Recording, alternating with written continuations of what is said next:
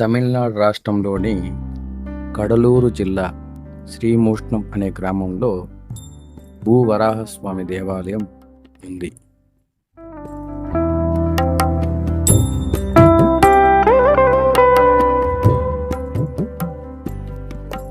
మహావిష్ణువు అవతారాలలో శ్రీ వరాహస్వామి అవతారం ఒకటి. ఈ దేవాలయం 108 దివ్య దేశాలలో ఒకటి. ఈ దేవాలయం స్వామివారి పేరు భూవరాహస్వామి, అమ్మవారి పేరు అంబుజవల్లి తాయారుగా పిలుస్తారు.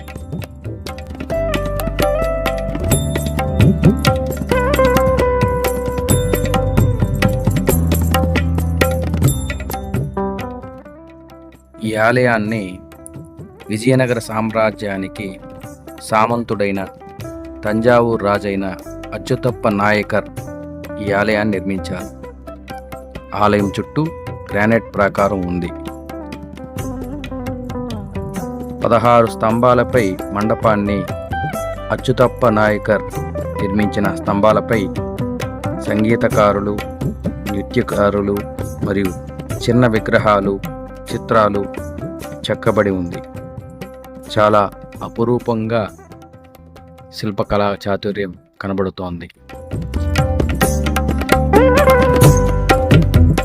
పురాణాల ప్రకారం హిరణ్యాక్షుడు అనే రాక్షసుడు భూదేవిని దొంగిలించి తన పాతాళ లోకానికి తీసుకువెళ్తాడు. అప్పుడు భూదేవి తనను రక్షించమని మహావిష్ణుని ప్రార్థిస్తుంది.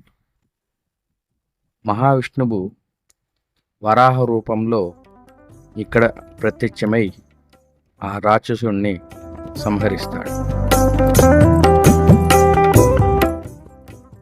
ఈ ఆలయ ప్రవేశ ద్వారమైన 7 అంతస్తుల రాజగోపురం, ప్రాకారాలు ఎంతో అలనాటి శిల్పకళాకారుల యొక్క ప్రతిభ మనకు ఈ ఆలయంలో చూడవచ్చు.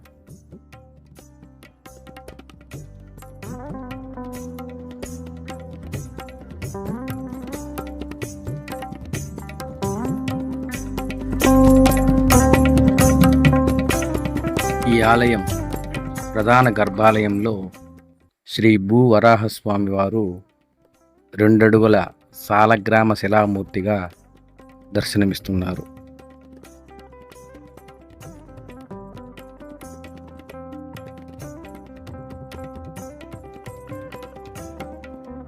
ఈ ఆలయంలో స్వామివారు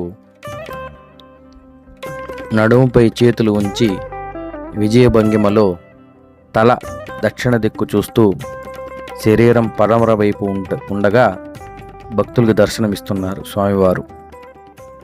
ఎక్కడ లేని విధంగా స్వామివారికి ప్రతిరోజు అభిషేకం నిర్వహిస్తున్నారు ఆలయ అర్చకులు.